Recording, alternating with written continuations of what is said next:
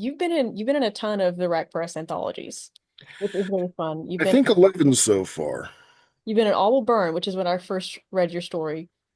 Alien Family Values, Space Cowboys, Road Trippin', our steampunk anthologies. You were in Steam Rising and Coffee Adventures. Um, And another Space Cowboys. okay, yeah, you've been in multiple of our A anthologies. couple of those 5, 6, 3. Buckaroo and Fission Chips. A Yeah, total of 11. yes. And something that's unique about your stories is that you always write from the same universe. That's because I have the brain that goes, yay, fluffy kitten.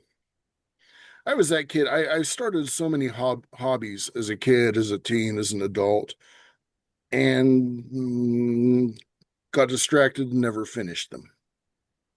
So I decided when I started writing and that these stories were coming together in one universe, that until I had the first series of novels done, which is Shy with The Kiss for Damocles, that set of books, that I would keep everything in the same universe, just so I didn't get distracted. And then once that's done, once Shy's first four books are out, then I might experiment with some things. Plus, I think I'm a little OCD.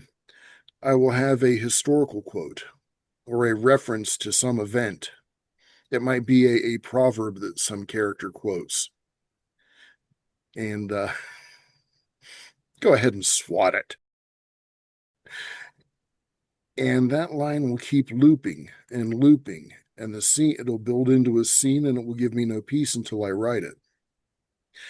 I have a coyote story that at some point I'm going to have to publish because again, a historical quote and the characters, the little quote turns into a character's dialogue and it won't go away. And have you ever tried to sleep at 3 a.m. when Coyote is telling you his story and demanding that you tell people how he helped the people who are clever but not too crazy build a house that flies?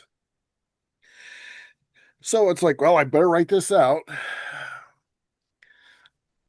Of course, I have another series of novels that happened sort of the same way.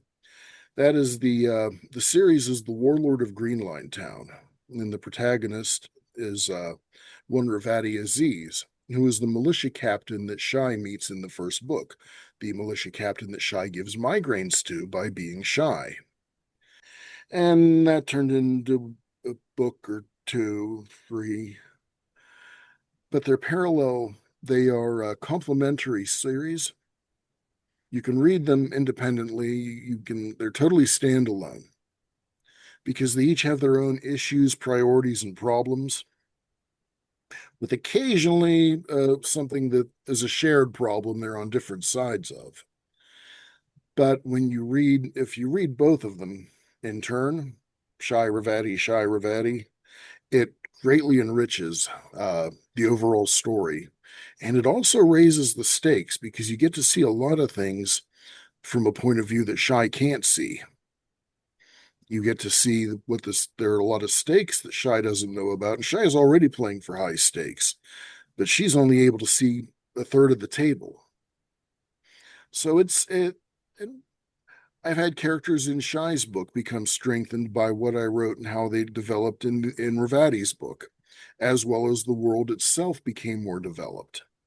So even the short stories, they all support the same story world and make it bigger, more lived in and roomy.